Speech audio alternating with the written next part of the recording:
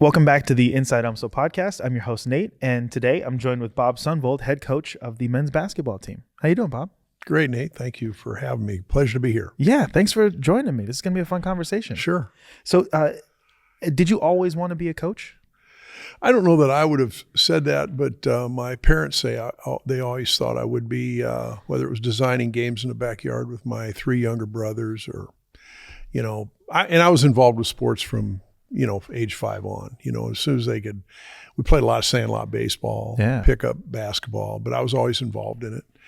And I have always really enjoyed what sport offers, not only the coach, but players and being a part of it. And so it's kind of a natural move for me. What was your journey to coach from the first things that you were playing? Well, I played and then was able to go to South Dakota State and played there. And, it was funny. I was going to go to law school. And I still think I'm one of the last players to go in and thank their coach after graduation, going, "Hey, thanks for the scholarship," But he mentioned to me, he said, "I always thought you might want to coach someday." Oh no, I'm okay with that. And then I went back to my home and lived with my parents, and I started working little camps in the area because I had younger brothers that were playing, and I'd go to these camps and another coach would say, "Hey, why don't you come speak at our camp?" Or "Why don't you come?" And I really started liking the whole idea of helping young guys learn how to play. I called my coach at South Dakota State and I said, "Well, how would I get into coaching if I wanted to do that?" And he said, "Well, you're lucky. We got a grad assistant job just opened. You can have it." So I went back up to Brookings, South Dakota, and that got my start. And wow, I never looked back. I got lucky then. After that, he helped me. Promoted me to get to the University of Missouri as a grad assistant, finished my master's there. And then been doing it for a long time. Wow. What's something surprising about being a coach that, like, if you were to tell people, they'd be like, "Oh, I didn't know that coaches did that"? Well, my wife always said that all her friends would say, like, "Well, what does Bob really do?" Because they see the games on Thursday or Saturday. But I think nobody understands. And maybe this is what I love about it, is that the whole thing grips you for the entire year, mostly during your season. But I get gripped even during the off season, like, how do I help a player get better? Or once our practice starts next week, and then once practice starts, I'll wake up at 3 a.m. and it'll be something about a player. How do I get him better? How do I get him involved more? What can I run on offense that gets him a better shot? Or what do I need to do for the group? And I've been married 41 years. My wife laughs about how kind of whacked out we are, that coaches love doing it. And the other thing is, coaches do these jobs for low money. Our assistant coaches do a great job, but you go around the spectrum of coaching in college, and whether it's a junior college assistant or a volunteer, people do it for very little money because they love doing it. Yeah. And they love being around the game. They love being around young players, and it just kind of grabs you. So can you tell us about how that operates here at UMSL and what athletics offers to students here? Well, I think the big thing for UMSL, we have about 10 scholarships for men's basketball. And so we recruit and try to get the guys that we feel like can fit how we want to play. And they also have to fit this university, and they have to fit, whether it's the feeling on the vibe on campus or it's academics. You have a whole list of things that I think have to go into it for a guy to come to UMSL and be successful. And we're so lucky we got great degree programs, and we're lucky that, we can tell every mother or father that your son's going to have a University of Missouri degree on their wall someday. Yeah. It means something, and that's really beneficial to recruiting and getting players here. So what are you most excited about coming up next in the men's basketball program? We have 12 new guys. Oh, wow. And 3 returning, and of the 3, only 1 played. So I'm fired up about, all right, how are we going to blend this group? How do we get them on the same page? We've been really fortunate in the last 6 years, kind of the whole transfer portal era, I call it, where kids have become a little more powerful, more control of their environment. They can walk in and transfer anywhere they want. So that's affected us, but it's also created opportunity for more kids where, we got 12 new players this year. Last year it was 7 new players. The year before that, I think it was like 12 players. And the year before that, 13. So we're used to this now where kids are going to come in after the season. Hey, I think I got an opportunity to go somewhere else. Yeah. Last year we had 4 guys go into Division I from here. So I think there's a real dynamic situation now with college basketball. And I think you have to be kind of light on your feet and pretty versatile to handle it. Would you say that's the main hallmark of kind of your idea of leadership when it comes to being over men's basketball is being light on your feet, or is there something that would be a little bit more applicable to make a strong leader? Well, I think you got to be flexible and, like I said, light on your feet. I don't think you can be entrenched anymore. Like, hey, I've got a certain philosophy and we're going to do it this exact way. Yeah. I think more importantly for me, it got to be more of a who and then a what. Okay. Like, all right, who am I dealing with? Who, like even my staff, all right, what kind of coaches are they? Who are they? What's their abilities? And then you can kind of form your what of leadership, and I think maybe 20 years ago, if you'd asked me that question, or 30 years ago when I got my first head coaching job, somebody I would have said, oh no, I've got this philosophy. This is what we're going to do. This is how we're going to do it. And then you piece it in with who. I think it's flipped for me now. Yeah. All right. Hey, it's who do we have? And who's on my staff? Who's our coaches? What's their skill set? What can they do? And then we add the what we can get done. So you would say you're more of a people leader over a process leader? I think there's a lot of that. And we all talk about process. More importantly for me, process is the mundane, doing it every day and figuring out what you can get done with your group of guys. We try to explain to them that, hey, it's not always game night. Game nights, that's the nights that are really important are from 1 to 3 when we're at practice. Those are big, But yeah, the people thing I think has gotten bigger and bigger and more important for me. That's awesome. What would you say is the difference between someone that is a leader in the future that makes a big impact versus someone who's a leader that doesn't make a big impact? What would be the qualities of someone who makes a larger impact? I think about players, can they make a teammate better? Can they, and we kind of work on coaching this too. We talk about what's your teammate speak, so to say. How do you talk to your teammate? Yeah. And believe it or not, in the world of texting and the world of phones, and we're not good at it anymore. And so guys, hey, they don't understand sarcasm. They don't understand kidding. Yeah. And so we kind of have to do a good job of talking to players like, hey, when you're in the back of the line during a drill, it'd be really encouraging if you said to one of the guys that had screwed up, like, hey, take a look, hang in there, take a look. You're going to get this right. Yeah.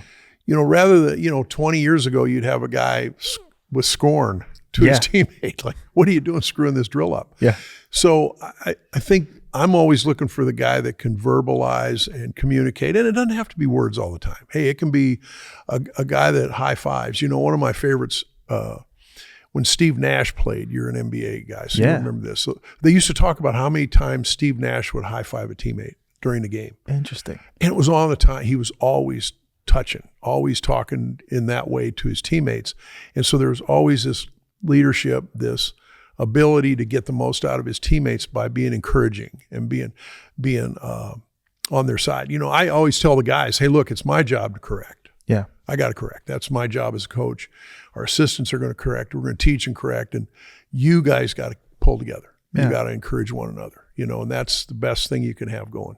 So where do you get your ideas on leadership from? Who inspired or influenced you or what did? Well, I do a lot of reading, and I've worked for some great coaches. And, the guy that I started with was Norm Stewart at the University of Missouri. And that was back in 1978. So, and I was blown away when I was a GA there, got with him and saw, how he worked with his team and with his staff. And then I worked with a guy here that was at SLU at St. Louis U at one time, Charlie Spoonhour. I was with him one year down at Southwest Missouri in Springfield. Whole different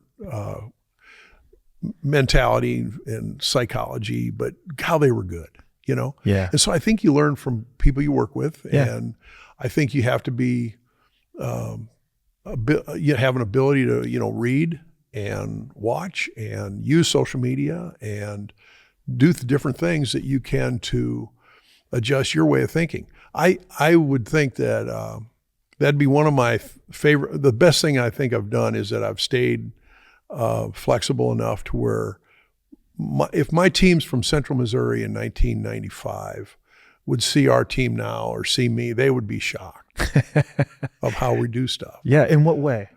Well, I don't think I'm as rigid with it's this my way or the highway. That's definitely thrown out a long time ago. Yeah.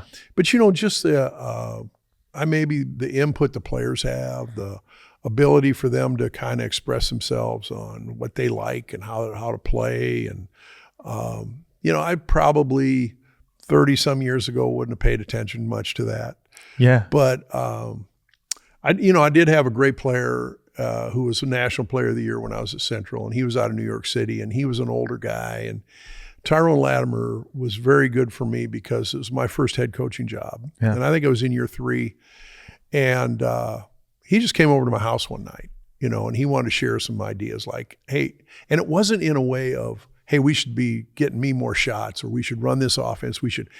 It was about, hey, coach, you should talk to Mark Simmons different. He'd really, I mean, you could really get him playing better. Or, you know, Byron Mannon's okay, but like you could really help him, you know. And we got done and I was like, wow, okay, you know. And so I think you always have to have that ability to judge and maybe understand what you have in front of you with your squad. Wow. You know, so we put our squad together in the spring and summer, and now they all come to campus, and so we have 12 new guys. And it's just a process of every day kind of being around, and we have limited hours with them right now. We start on Thursday where we can have more on October 9th, so we'll have more time. Yeah. We're going to do full-time practices and stuff. And then things will really start getting better, you know. But like you're just trying to figure out where do these guys all gel? How do they gel? How do they mesh? Yeah. What's their skill set? And like working with that many, naturally there's going to be some conflict of some sure. kind. There always is. How do you navigate the difficult moments of conflict? Oh, I would like to say great, but I don't know. I wouldn't say it's always great. We have times, you know, during, you know, in the last few years, I can remember timeouts where, hey, there's a little yelling going on, not only by me, but the player. Yeah. But what that shows is investment. Yeah. Kids are invested. They want to win. They want to do well. And I think you have to understand that. I love watching all sports, but like you watch the NBA and you see crazy stuff in the timeouts, and you're like, you know, I think a normal fan would look at it and go, oh man, the coach doesn't have any control on his team. No, maybe the coach has got really good control because they're comfortable enough to say what's on their mind, you know. And I think our team will get there.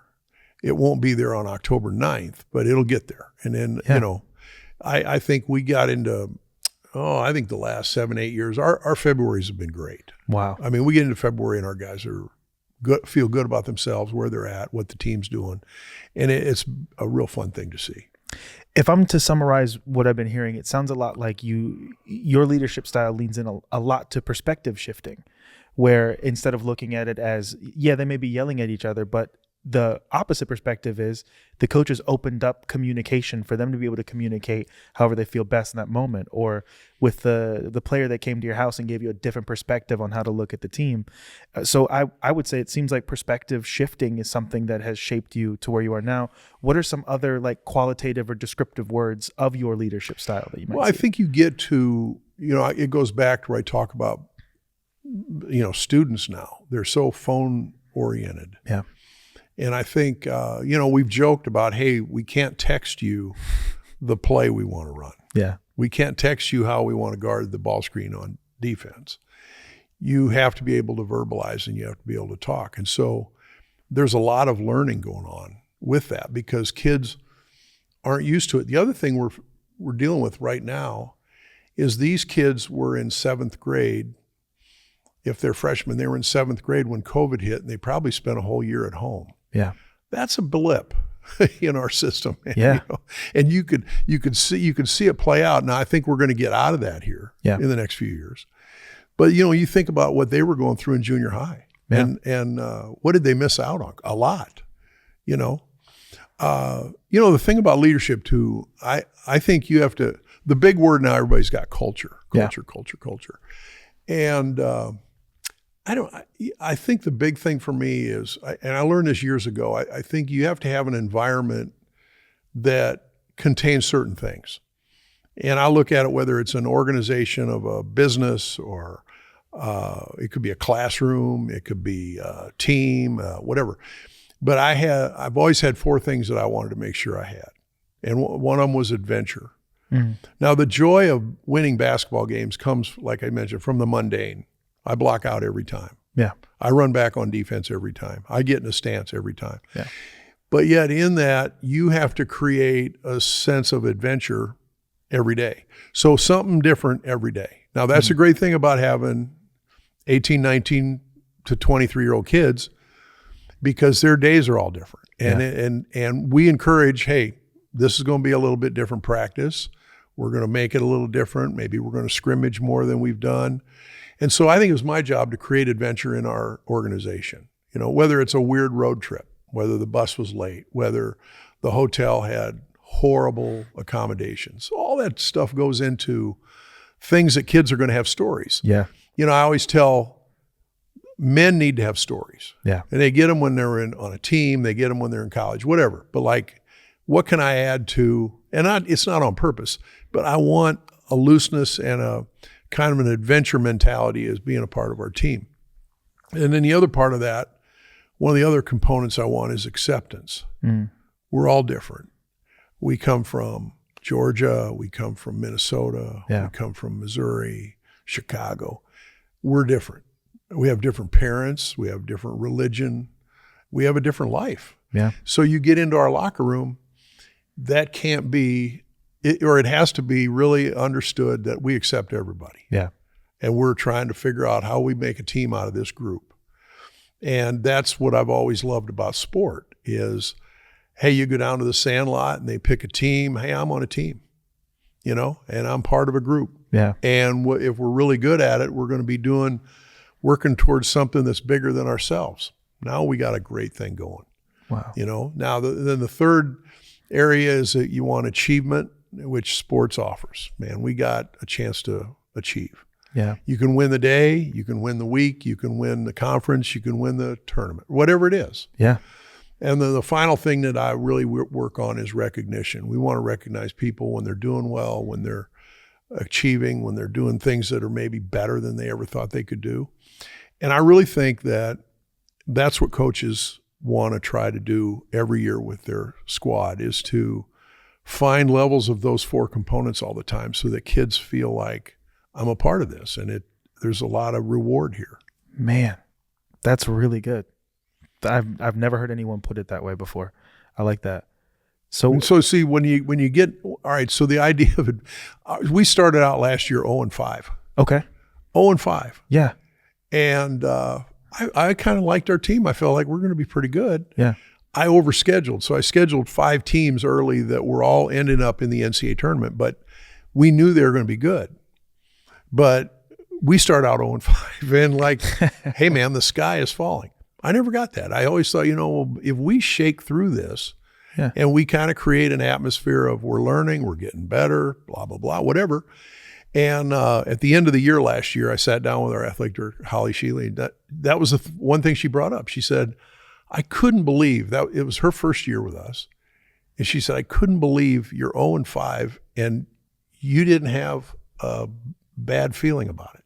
Wow. And I said, well, there was just something to it. I thought, well, when it does shake around, boy, we're going to look back and think this is really a neat year. Yeah. Now we've had other years that didn't shake around, but that's part of being in sport, Yeah. Well, how do you maintain that level head in something like that? Age, experience. Yeah. And the other thing is, I think you have to live with a little more empathy maybe than I probably did years ago. Yeah.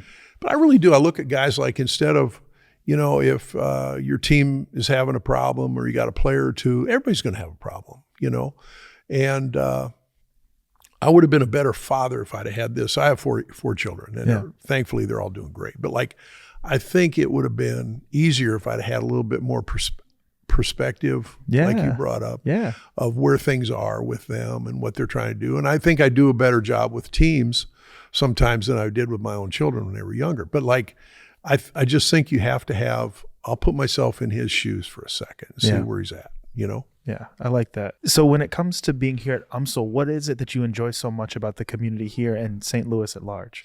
Well, so I spent a lot of time in Missouri at different jobs. So we always knew about St. Louis. And then when Lori Flanagan, the athletic director, and Chancellor George they were a hiring coach, and they hired me. And I told my wife, we were empty nesters and our kids were out. And I said, we could really enjoy the city of St. Louis. I mean, this would be great. It'd be fun. And I'd been a head coach a number of times, but it hadn't for a few years. So this was a new opportunity. Yeah. Get in and try to, see what you could get done here. But what UMSL, years ago, they were in the league with Central Missouri. Okay. So I was familiar with UMSL. And, of course, being St. Louis, being a city, I always thought, why can't UMSL be good? And then I get here and I'm looking up in the rafters and I saw 1988 was the last NCAA tournament. And this was 2013 when I got here. Yeah. And so it was just like, why can't we do it? And as every job, you get into it and you find out, there's a little hurdle there and there's a hurdle here. So you just keep kind of dealing with it. But I think and then it got back to who do you have? We talked about this early. It's more who than what. Yeah. And we started getting the right guys. And then, 4 out of the last 6 years now, we've been in the NCAA tournament. Wow. But it was not necessarily much of my doing. It was more of my staff was really good. Yeah. My players got better. Our players got better. They had the right components needed to win at UMSL. And I don't think everybody can come here and win. I don't think they can. That was proven. We went 30-some years. Yeah. And so it has to be the right mix of guys. And it has to be the right guys. We don't have football. If you're worried about having homecoming and going to a football game every Saturday, it's probably not your school. Yeah. But what this city offers is just a diversity and an opportunity that I'll give you a case. So if I'm at Warrensburg in Central Missouri, a kid graduates from Central Missouri, he has to try to get to St. Louis for a job. Mm-hmm. And so my thought was, we're already here. Yeah. Let's build a network, whether it's the business school, which does a great job, or the nursing school, or the criminal justice department, whatever it is, they're already locked in to a good network, and these guys can get jobs. Yeah. And so that was always one of the things that I thought was going to be a real big factor with UMSL. I love that. The last question I have here is, if you had a free weekend in St. Louis, no work, no obligations, from Friday night to Sunday night, what would you do? Well, I'm a foodie, so I love the restaurants in town. And I don't want to say who my favorites are, because then the minute it comes out, I'll hear it and I'll go, wait a minute, no. I think I like the other one in Clayton or whatever. We love going out to dinner. Yeah. And, we love Forest Park. We love the museums. And then the other thing, I love biking. Yeah. And I love putting my bike on a rack and going down to the park or going for Grant's Trail. Yeah. There's really a lot of great things about this city. Wow. Well, thank you so much for joining me. This was awesome. Nate, thank you very much.